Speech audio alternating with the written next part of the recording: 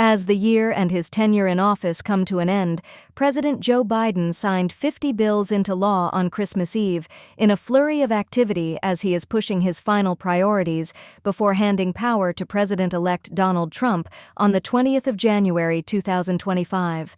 A bill establishing anti-hazing guidelines on college campuses, a provision prohibiting congressional members from receiving pensions if convicted of specific offenses, and a bill by an American media personality, socialite, and children's rights activist, Paris Hilton, to safeguard teenagers residing in residential treatment centers are among the measures that Mr. Biden signed afresh.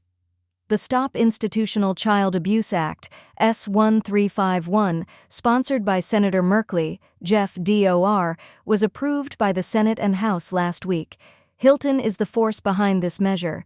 A federal work group on youth residential programs is established by the legislation to supervise the placement, care, treatment, safety, and health of children in rehabilitation centers and other facilities.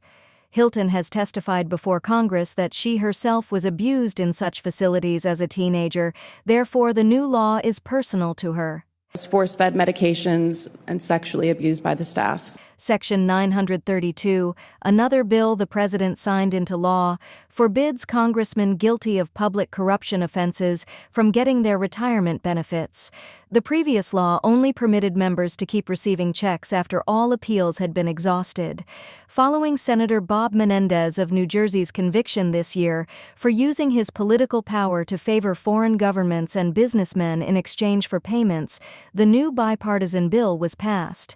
Higher education institutions are required by the Stop Campus Hazing Act, a bill sponsored by Representative McBath, Lucy, DGA 7, to include information on hazing occurrences that were reported to campus or local police authorities in their yearly security reports. Among other things, the new rule mandates that schools educate students about the risks associated with hazing. Another law, S4610, a measure to amend Title 36 United States Code to designate the bald eagle as the national bird. This law designates the bald eagle as the official bird of the United States. No official bird had ever been chosen by the federal government.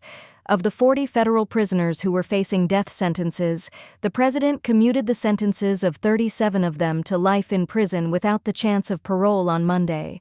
A bill that would have established 66 additional federal judgeships was also rejected by Mr. Biden on Monday, claiming that the House had hurried it through without addressing crucial implementation-related concerns.